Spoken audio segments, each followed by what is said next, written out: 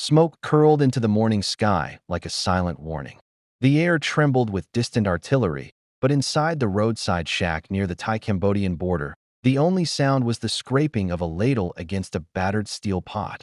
May stirred the rice calmly, as if war hadn't crept so close. As if soldiers didn't now patrol the jungle paths where she once foraged for herbs. She wore no weapon, only an apron, stained with turmeric and thyme.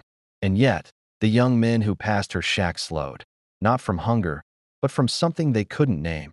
They called her Auntie May, never suspecting her real name hadn't been spoken aloud in years. The first time she saw blood was not in this war. Long before the world turned its eyes toward the southeast, before rumors of border skirmishes became headlines, May had worn a different uniform. She had not always been a cook. Once, during another border flare-up long buried in classified silence, she was known only by a code name. She carried wounded soldiers on her back through swamps so dark the stars vanished. Her hands had stitched torn skin under mortar fire.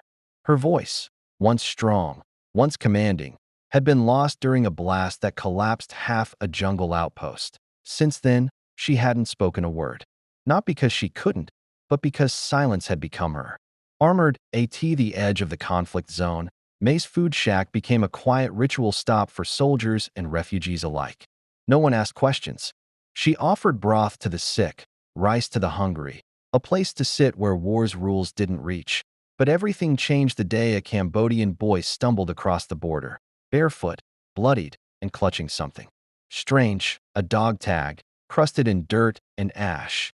The Thai soldiers stationed nearby were quick to draw suspicion. Whispers of spies, infiltrators, traps. May stood between the boy and a rifle. Her eyes, dark, unreadable, locked onto the young officer holding the weapon that he hesitated. There was something in her stare that didn't belong in a kitchen. Something carved from command, not caretaking.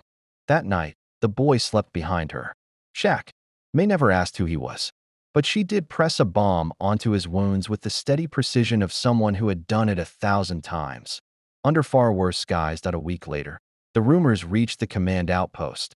An unauthorized civilian was housing border crossers.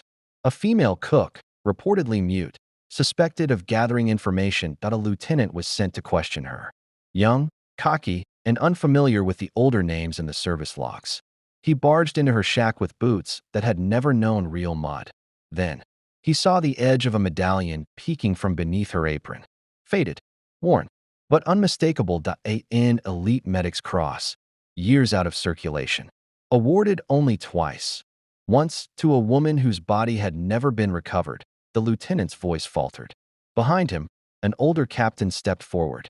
He hadn't heard that name in decades, but when May turned toward him and slowly removed her apron, he recognized the tattoo just below her collarbone.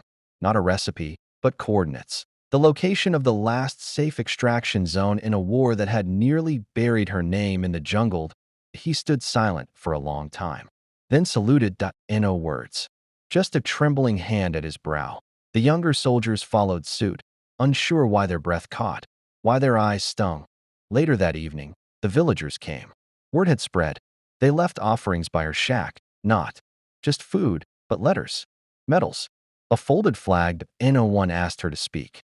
She never did. But when one boy knelt and tied a string bracelet around her wrist, he whispered something the cameras never caught. They saw a cook. They didn't see the war she had already survived.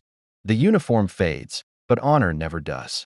She fed soldiers with rice and history with silence. At sunrise, she lit the stove again.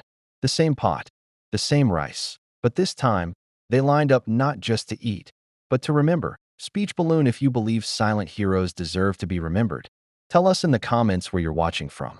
Subscribe for more real-life, inspired stories that move the soul and awaken respect.